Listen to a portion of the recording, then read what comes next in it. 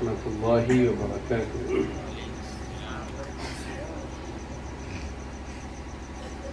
الحمد لله رب العالمين الذي خلق السماوات والأرضين والذي نور قلوب العارفين بنور هدايته ومعرفته، والذي شرفنا وكرمنا وعزمنا بالإسلام وبمحمد صلى الله عليه وسلم.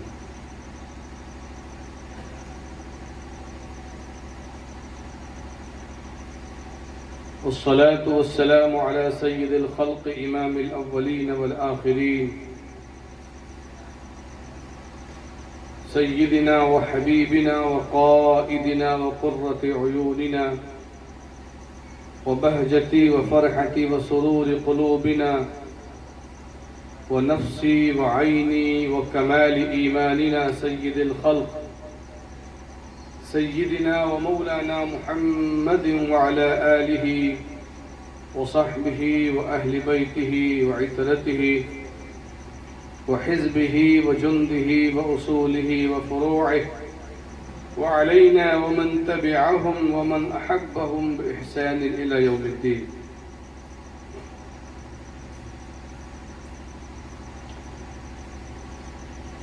وبعد، فأعوذ بالله من الشيطان الرجيم. بسم الله الرحمن الرحيم. يقول الله سبحانه وتعالى في عظمة وشان ومناقب أوليائه في كتابه القديم العظيم الجليل المجيد: ألا إن أولياء الله لا خوف عليهم ولا هم يحزنون الذين آمنوا وكانوا يتقون لهم البشرى في الحياة الدنيا وفي الآخرة لا تبديل لكلمات الله ذلك هو الفوز العظيم. وتكلم سيدنا وحبيبنا صلى الله عليه وسلم عن حقيقة الإيمان وكمال الإيمان، قال: لا يؤمن أحدكم حتى أكون أحب إليه من والده وولده والناس أجمعين.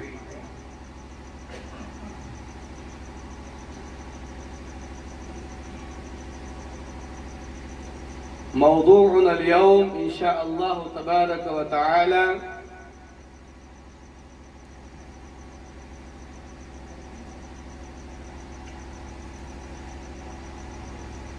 عظمة الأولياء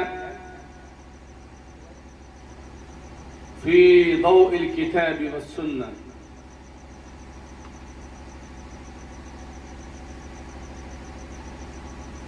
ونتكلم قليلا إن شاء الله تعالى عن فضائل ومناقب وعظمة أولياء الكرام.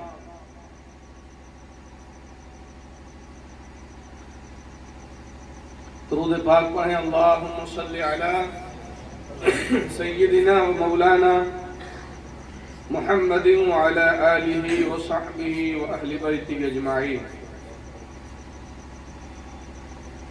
سب سے پہلے ہم اللہ کا شکر ادا کرتے ہیں کہ اس نے ہمیں اور آپ کو یہاں اپنا اور اپنے محبوب بندوں کا ذکر کرنے اور سننے کے لیے جمع فرمایا.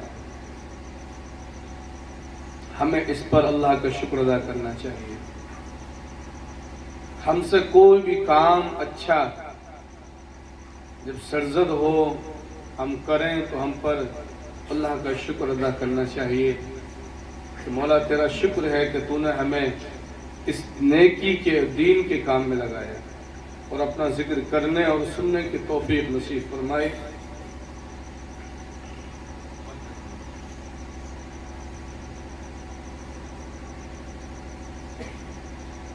حضرت سیدنا شیخ عبد القادر جیلانی رضی اللہ تعالی عنہ کے حوالے سے اس محفل کو منعقد کیا گیا۔ آج کا میرا جو مختصر سا موضوع ہے وہ یہ ہے، قرآن و سنت میں اللہ والوں کا مقام اور مرتبہ کیا بیان کیا گیا ہے، قرآن کیا کہتا ہے اس بارے میں، احادیث صحیحہ کیا کہتی ہیں، اور ہمیں کیا کہنا چاہیے، ہمیں کیسا اعتقاد رکھنا چاہیے، بغیر کسی افراط و تفریط کے انشاءاللہ بتوفیق اللہ تعالی میں کوشش کروں کہ ہمارا اللہ والوں کے حوالے سے موقف درست ہو، اور ہمیں چونکہ آج کا ماحول ایک طرح سے کہہ لیجیے کہ نفرتوں بھرا ماحول ہے، آدمی حقیقتوں کو بھی جھٹلا دیتا ہے، جب کسی سے نفرت ہوتی ہے یا کسی سے تعصب کرتا ہے تو کچھ حقیقتوں سے منہ موڑ لیتا ہے، یا وہ اندھیرے میں ہوتا ہے نہیں جانتا، یا اس کو اندھیرے میں رکھا جاتا ہے وہ نہیں جانتا، کئی چیزیں ہوتی ہیں انسان کے ساتھ۔ یہ بات یاد رکھیں، نبی اکرم صلی اللہ علیہ وسلم نے ہمیں حکم دیا، فرمایا اذا سألت فاسأل اللہ، کہ جب تمہیں کوئی بھی سوال کرنا ہو اور کیسا بھی سوال کرنا ہو تو کس سے کرنا چاہیے؟ اللہ سے کرنا چاہیے۔ کس سے کرنا چاہیے؟ بولیے زور سے، اذا سألت فاسأل اللہ وَإِذَا اسْتَعَنْتَ فَاسْتَعِنْ بِاللَّهِ، اور فرمایا جب تمہیں مدد بھی مانگنی ہو تو کس سے مانگنی چاہیے؟ اللہ سے مانگنی، کیونکہ حقیقی مددگار وہی ہے۔ یہ ہمارا تمام مسلمانوں کا، تمام اہل سنت کا یہ تو ایمان ہے کہ حقیقت میں وہی مدد فرماتا ہے۔ اللہ کے پیارے محبوب بندے، اولیاء کرام، انبیاء کرام علیہ السلام مدد کے ذرائع، مدد کے واسطے ہوتے ہیں، اور مجازن ہم کہتے ہیں، اور حقیقتاً ہماری مدد کون کرتا ہے؟ زور سے بولیے، وہی تو مدد کرنے والا ہے، سب کی مدد وہی کرتا ہے۔ تو یہ بات جہاں ہم کہتے ہیں کہ غوث اعظم نے مدد فرمائی یا غازی میاں نے مدد فرمائی، تو یہ اللہ کی عطا سے ہماری مدد کرتے ہیں، اور ان کی مدد بھی اس معنی میں کہ اللہ نے ان کو یہ طاقت دے رکھی ہے، اللہ ہی کی مدد کہی جاتی ہے۔ جیسا کہ جنگ بدر کے درمیان قرآن کہتا ہے لَقَدْ نَصَرَكُمُ اللَّهُ، اللہ قرآن میں کہتا ہے چوتھے پارے کے اندر لَقَدْ نَصَرَكُمُ اللَّهُ بِبَدْرٍ وَأَنْتُمْ أَذِلَّةٌ، تحقیق یقیناً اللہ نے تمہاری مدد فرمائی۔ کس نے مدد فرمائی؟ بولیے زور سے، قرآن کہتا ہے کہ اللہ نے تمہاری مدد فرمائی، تو اللہ نے مدد کو اپنی طرف منسوب کیا، لیکن مدد کے لیے بھیجا کس کو؟ 5000 فرشتوں کو بھیجا، سبحان اللہ۔ کتنے فرشتے آئے مدد کے لیے؟ یہ قرآن کی آیتیں ہیں، فرشتوں کی مدد کو اللہ نے اپنی مدد قرار دیا، سبحان اللہ، کیونکہ فرشتوں کے اندر یہ طاقت کس نے دی ہے؟ نبیوں کو طاقت کس نے دی ہے؟ ولیوں کو طاقت کس نے دی ہے؟ اللہ نے دی ہے۔ تو فرشتوں کی مدد کو جب اللہ نے اپنی مدد کہا، فرشتہ تو خدا معاذ اللہ نہیں ہے، فرشتہ اللہ کی مخلوق ہے، ایک نوری مخلوق ہے، ان کی مدد کو تمہارے رب نے کہا ہماری مدد آ گئی، اور ہم نے تمہاری مدد فرمائی ہے، ہم نے تمہاری مدد فرمائی ہے۔ تو مجازن پتہ چلا کہ جب فرشتوں کی مدد کو اللہ نے اپنی مدد کہا ہے تو سید سالار مسعود غازی کو بھی ہم ان کی مدد کو بھی ہم اللہ کی مدد کہیں گے، سبحان اللہ، اللہ کی مدد آ گئی، کیونکہ وہ جس سے چاہتا ہے مدد کرواتا ہے، سبحان اللہ۔ وہ جس سے چاہتا ہے، زور سے بولیے، فرشتوں سے کراتا ہے، نبیوں سے کراتا ہے، ولیوں سے کراتا ہے۔ فرشتے کیوں مدد کرتے ہیں؟ کیونکہ اس کے مقرب ہیں، ان کو یہ ڈیوٹی دی گئی ہے۔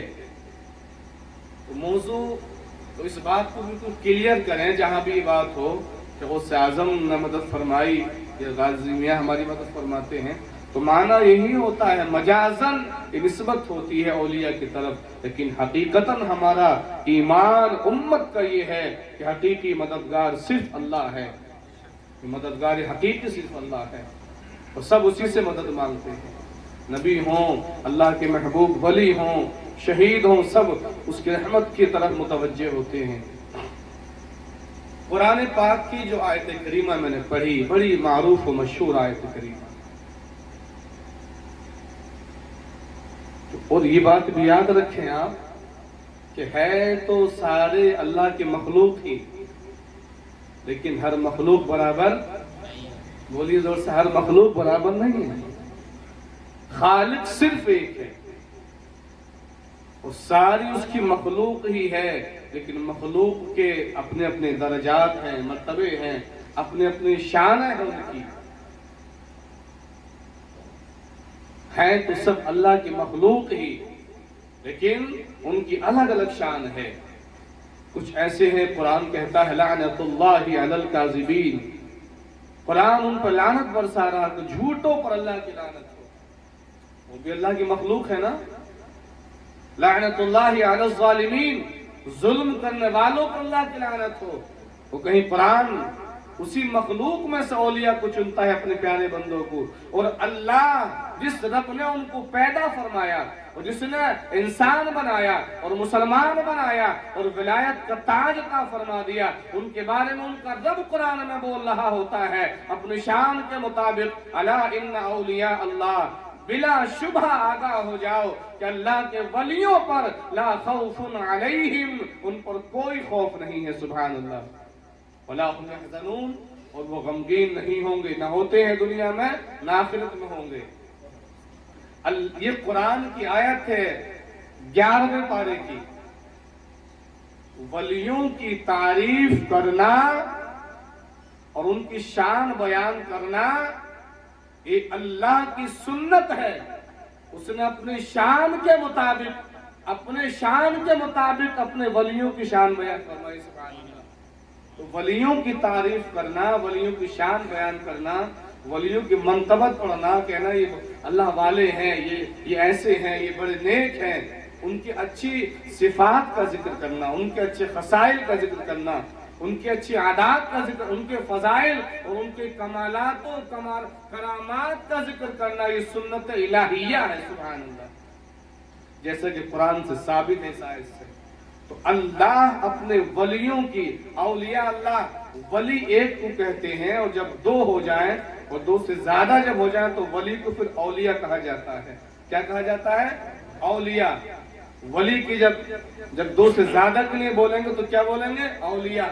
پتہ چلا کہ اولیاء کی جماعت بھی ہمیشہ رہے گی، سبحان اللہ، اولیاء کی جماعت بھی، زور سے بولیے، قیامت تک رہیں گے اللہ کے ولی۔ بعض لوگوں کا یہ خیال ہوتا ہے کہ ولی صرف صحابہ یا اہل بیت، وہ تو اول درجے کے ولی ہیں، نبوت کے بعد سب سے بڑا مرتبہ صحابیت اور اہل بیتی کا تو ہے، وہ تو ہیں ہی ولی، بلکہ وہ سید الاولیاء ہیں سب کے سب۔ کوئی ولی بھی کسی عام درجے کے ادنا صحابی کے برابر نہیں ہو سکتا ہے، وہ مرتبہ اللہ نے ایسا عطا فرمایا ہے صحابیت کا۔ تو بعض ذہنوں میں خیال ہی ہوتا ہے کہ ہم تو صرف، بعض یوٹیوبر ایسے ہیں کہ ہم تو صرف ولی صحابہ کو مانتے ہیں، اس کے بعد کوئی ولی نہیں ہے، پھر تو نظام کائنات گرم برم ہو جائے گا۔ تو ایسا نہیں ہے، صحابہ اکرام رضوان اللہ علیہم اجمعین اول درجے کے، ان کی اعلیٰ شان ہے، وہ ولیوں کے بھی آقا ہیں، صحابہ اکرام ولیوں کے بھی آقا ہیں، قطبوں کے بھی آقا ہیں، اغواس کے بھی آقا ہیں، اوتاد کے بھی آقا ہیں۔ صحابہ اکرام کی شان تو یہ ہے کہ غوث اعظم کے بھی آقا ہیں، غریب نواز کے بھی وہ آقا ہیں، اور سید سالار مسعود غازی کے بھی وہ آقا ہیں، ان کی کوئی مثال نہیں ہے۔ لیکن یہ سلسلہ ولایت قیامت تک جاری رہے گا، یہ سلسلہ ولایت اللہ کے بندوں کی رشد و ہدایت کے لیے اللہ تعالیٰ اپنے بندوں کو اس طریقے سے دین کے اصولوں سے اور دین کی حقیقت سے آشنا فرماتا رہے گا، اور دین کی رہبری کی صلاحیت، دین کی قیادت کی صلاحیت، دین کے ساتھ لے چلنے کے انسانوں کی صلاحیت اللہ ان کو عطا فرمائے گا۔ ولیوں کی یہ شان قرآن نے بیان فرمائی۔ اب دیکھیے قرآن دو چیزیں ذکر کرتا ہے، آگاہ ہو جاؤ، یہ لفظ آیا الا، کیا لفظ یہ الا، یا تھا تنبیہ کے لیے، خبردار، ہوشیار ہو جاؤ، کہ جہاں سب کے بارے میں بولتے ہو لیکن یہاں ولیوں کا ذکر چل رہا ہے۔ اللہ نے لوگوں کو آگاہ ہو جاؤ، یہاں میرے دوستوں کی شان بیان ہوگی، سبحان اللہ، اور بڑی توجہ سے سنو کیا ہونے والا ہے۔ لا خوف علیہم، ان پر نہ کوئی خوف ہے۔ کون کہہ رہا ہے یہ؟ اللہ کہہ رہا ہے، کس کے بارے میں؟ ولیوں کے بارے میں، اولیاء کے بارے میں۔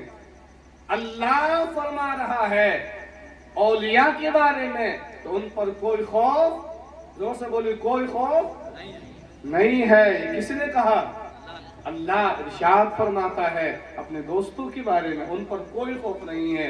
اور اگلا جملہ قرآن کا یوں ہوتا ہے، وَلَا هُمْ يَحْزَنُونَ، نہ وہ غمگین ہیں، نہ ہوں گے، نہ ہوتے ہیں کبھی، سبحان اللہ، وہ کبھی غمگین نہیں ہوتے۔ نبی پاک صلی اللہ علیہ وسلم فرماتے ہیں، اذا خاف الناس لا يخافون واذا حزن الناس لا يحزنون۔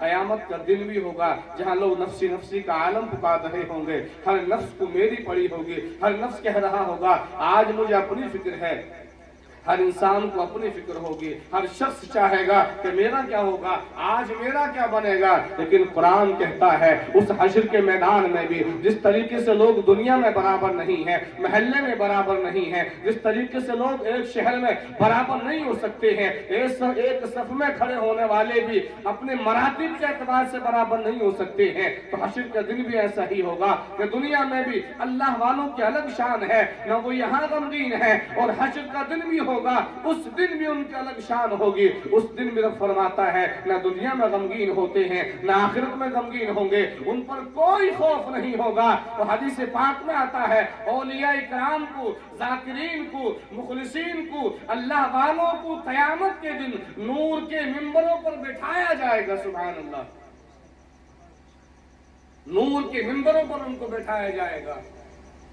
یقبضہم الشہداء والانبیاء، اور جب اللہ والوں کی، صالحین کی، اولیاء اللہ کی، سچے جو اللہ کا ذکر کرنے والے ہیں، اللہ کی عبادت کرنے والے ہیں، اللہ سے ڈرنے والے ہیں، اللہ کی عبادت کرنے والے، اللہ کی بارگاہ میں توبہ کرنے والے ہیں، اور جو اس کے مخلص بندے ہو گئے، جب یہ حشر کے دن نور کی ممبروں پر بیٹھیں گے تو یغبطہم الشہداء والانبیاء، نبی اور شہید بھی دیکھیں گے ان کی طرف تو رشک کریں گے۔ یہ کون لوگ ہیں؟ کیا زور سے بولو، پوچھیں یہ کون لوگ ہیں؟ تو کہا جائے گا یہ نبی اور رسول تو نہیں ہیں، اور یہ شہید بھی نہیں ہیں، مگر یہ اللہ والے ہیں، یہ مخلصین ہیں، یہ ذاکرین ہیں، یہ عبادت گزار ہیں، یہ میرے اولیاء ہیں، انہوں نے دنیا میں مجھے راضی کیا اور آج ہم نے ان کو یہ شان عطا فرمائی ہے۔ عزیزان گرامی قدر، تو ہمارے شہر کے اندر ایک عجیب ماحول ہے، بلکہ ہندوستان کے اندر، دنیا کے اندر، جب اللہ کے ولیوں کا ذکر آتا ہے نا، کہتے ہیں بابا فلاں بابا کے وہاں دیکھو ہو جاتے، لگتا ہے حقارت کا جملہ ہوتا ہے، بابا فلاں بابا، یہ جملے بولتے ہیں لوگ۔ اجمیر والے بابا وہ کیا کریں گے بھیا، بہرائچ کی بولی میں پتہ نہیں لوگ کیا کیا بولا کرتے ہیں، فلاں بابا وہ کیا کرتے ہیں، یہ جملے توہینی جملے ہیں۔ ہم نہیں کہتے کہ آپ ولیوں سے جا کے مانگی، ہم کہتے ہیں کہ اللہ سے مانگی ہمیشہ۔ بہتر اور افضل طریقہ یہی ہے کہ ہم اسی سے مانگنے کی دعوت دیتے ہیں۔ لیکن آپ اگر اللہ کی کسی، یہ کہنا بھی دیکھیے، مخالفت اور نفرت کی کئی چیزیں ہوتی ہیں، کسی سے سامنے سے لڑ جانا یہ بھی دشمنی ہے، سامنے سے تو نہیں لڑنا، اس کے پیٹھ پیچھے اس کی برائی کرنا یہ بھی کیا ہے، زور سے بول، یہ بھی کیا ہے، یہ اس کی شان میں ایسا لفظ بولنا جو گستاخی پر ہے، یہ بھی دشمنی ہے۔ اور پھر اس کے بارے میں ایک حدیث سنے بخاری شریف کی. کون سی کتاب کی؟ کون سی کتاب کی؟ بخاری شریف کی. ایمان آپ کا تازہ ہو جائے گا انشاءاللہ. درود شریف پڑھیں صلی اللہ علیہ وسلم. نبی نے ارشاد فرمایا، میرے آقا صلی اللہ علیہ وسلم نے ارشاد فرمایا اولیاء کی شان کیا ہے. اس حدیث کے راوی حضرت ابو ہریرہ رضی اللہ تعالی عنہ. کون راوی ہے؟ وہ حدیث ہے بخاری شریف کی. کون سی کتاب کی؟ دور سے بولو پیچھے تک لوگ اس کو نوٹ کر لیجئے. بخاری شریف. میں حدیث پڑھ رہا ہوں آپ کے سامنے کہ طویل حدیث ہے. بسم اللہ الرحمن الرحیم. عن ابی ہریرہ رضی اللہ تعالی عنہ قال قال رسول اللہ صلی اللہ علیہ وسلم ان اللہ تعالی قال من عاد لی ولیا فقد آذنته بالحرب. یہ حدیث کا ایک حصہ میں نے پڑھا ہے، وہ یہ بخاری کی حدیث ہے. اخرجہ البخاری فی الصحیح فی کتاب الرقائق باب التواضع. امام بخاری نے اس کو صحیح بخاری میں روایت فرمایا. پتہ چلا جب اس حدیث کو امام بخاری نے روایت فرمایا تو امام بخاری کا عقیدہ بھی یہی ہے. الحمدللہ. دو سے بولو سبحان اللہ. امام بخاری اگر کوئی حدیث اپنی صحیح میں لاتے ہیں تو پھر اس سے پتہ چلتا ہے ان کا عقیدہ بھی وہی ہے. سبحان اللہ. اگر ان کا عقیدہ اس کے خلاف ہوتا تو اپنی صحیح میں اس کو، اور قرآن پاک کے بعد دنیا میں، حدیث کی دنیا میں، کتابوں کی دنیا میں اگر کوئی سب سے افضل کتاب مانی جاتی ہے اس کا نام کیا ہے؟ بخاری شریف. کیا نام اس کا؟ پھر سے بولو.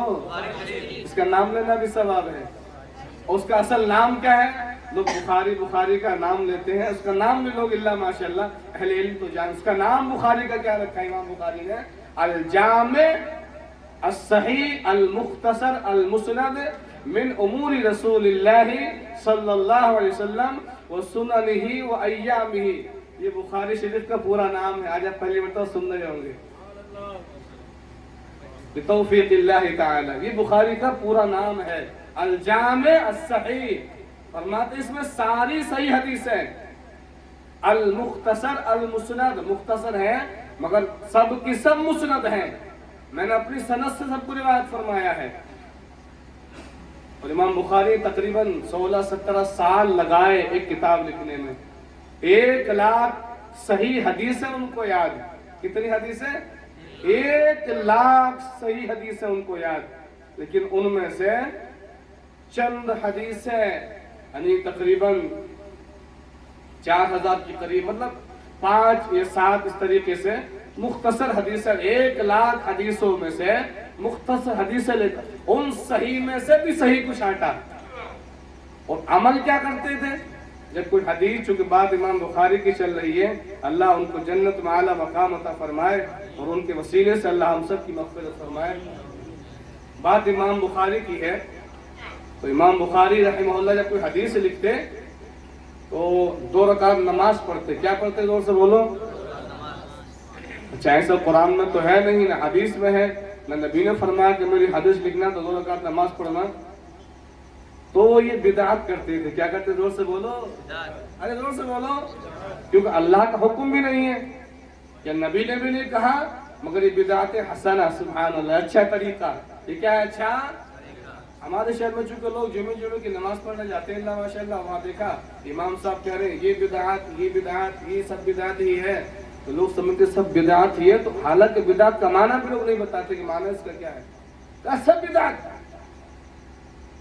اور پھر ہمارا قاضی پڑھا ناظر پڑھا تو سبحان اللہ کیا بات ہے، کہا سب بدعت ہے سب. ان سے پوچھو کہ بدعت کسے کہتے ہیں اور پورا کھول کے بتائیے. یہ عوام بیٹھی ہے جمعے میں آتی ہے، اگر آپ ممبر پہ کھڑے ہو کے کہہ رہے ہیں سب بدعت، تو انہیں کیا خبر تم کیا کہہ رہے ہو. بدعت کی 5 قسمیں ہوتی ہیں. پھر وہی بریلی کے علماء نے نہیں بنائی قسمیں. جو بخاری کے سب سے پہلے شارح امام ابن حجر الاسقلانی رحمہ اللہ نے انہوں نے فرمایا بدعت کی 5 قسمیں ہو جاتی ہیں. البدعۃ الحسنہ والبدعۃ الواجبہ वलबिदअतुल मुबाहा, अलबिदअतुल मकरूहा, इस तरीके से तकरीबन 5 किस्में बनाते हैं बिदअत की। तो हम एक बटन पे उंगली मारते सब बिदअत है। तो अवाम जुमे नमाज पढ़ेगा तो भैया मौलाना ने कहा यार तो वहां जाओ, ये भी बिदअत है, ये भी बिदअत है, तो सब। और बिदअत का लफ्ज, बिदअत का माना है नई चीज। क्या माना है? इसका लुग़वी माना लफ्ज बिदअतुन है। लोग बिदअत भी नहीं कहते, बिदअत कहते। क्या कहते हैं? जोर से बोलो। अरे क्या कहते हैं? बिदअत। सही तलफ्फुज भी नहीं कर पाते, मारे गुस्से का बिदअत। लफ्ज है बिदअतुन, बादाल ऐन गुल बिदअतुन। और जब इसकी डिक्शनरी खोल कर देखेंगे तो माना होगा नई चीज। क्या माना होगा? अगर वो नई चीज कुरान और हदीस के खिलाफ है तो फहिया बिदअतुन दलाला। अगर वो नई चीज कुरान के खिलाफ है, ये हदीस के खिलाफ है, फहिया बिदअतुन दलाला अल मुदिल्ला वस्सय्यिआ। वो बिदअत गुमराही वाली बिदअत है। जो चीज कुरान से टकरा रही हो, नबी की हदीसों से टकरा रही हो, वो क्या है? गुमराहियत है। और किसी माना में तो आदमी ईमान से ही निकल जाएगा। और एक बिदअत क्या? अल बिदअ बिदअतुन हसना। फकैफ नअरिफु अल बिदअ अद-दलाला अस-सय्यिआ बिगैर तअल्लुम अल-लुग़त अल-अरबिय्या। तो बिदअत का जो लफ्ज आता है उसका माना ये होता है नई चीज। याद रखें इसको सब लोग। बिदअत का माना क्या है? अगर वो नया काम कुरान और हदीस के खिलाफ है तब वो बिदअत गुमराही वाली होगी। अगर वो नया काम कुरान और हदीस के खिलाफ नहीं है तो वो फिर जायज होगा, काम दुरुस्त होगा, बल्कि किसी माना में वाजिब हो जाएगा। क्या हो जाएगा? उसका करना वाजिब होगा। नबी पाक सल्लल्लाहु अलैहि वसल्लम के जमाने में जो हम कुरान पाक पढ़ते हैं, कुरान पर न जबर था, न जेर, न नुक्ते थे, कुछ नहीं था। ये बाद में सब लिखे गए हैं। चूंकि अरब इसके मोहताज नहीं थे, अरब की वो जबान अरबी है, वो हर्फ को देख के पहचान लेते कि बड़ी काफ कैसे बनी होती है और छोटी काफ कैसे बनती है और लाम कैसे बना होता है। ये नुक्ते, ये जबर और जेर बाद में लिखे गए हैं। नबी के जमाने में, जोर से बोलो, हत्ता के सहाबा के जमाने में भी नहीं था। ये तो बाद का दौर है। ये क्या है? नई चीज थी। जोर से बोलो, क्या था ये? नबी ने तो नहीं ऐसा करवाया। न हजरत अबू बकर सिद्दीक के दौर में ये हुआ, न फारूक आजम के दौर में हुआ, किसी के दौर में ही नहीं हुआ। बाद में ये काम हुआ, नई चीज तो हुई ना, ये बिदअत है, मगर ये बिदअत वाजिबा है। बिदअत इसका करना जरूरी था इस काम का, क्योंकि लोग इस्लाम अरब से निकलकर अरब में अजम में जा रहा था। लोग अरबी नहीं जानते थे, कुरान को वो गलत पढ़ते, अल्लाह के हुक्म को गलत पढ़ते, गलत माना उसका लेते। इसलिए जरूरी लोगों ने समझा कि जो काम सिद्दीक अकबर ने नहीं किया क्योंकि जरूरत नहीं थी, जो काम फारूक आजम ने नहीं किया क्योंकि जरूरत नहीं थी, जो काम उस्मान गनी ने, मौला अली ने नहीं किया क्योंकि उस वक्त जरूरत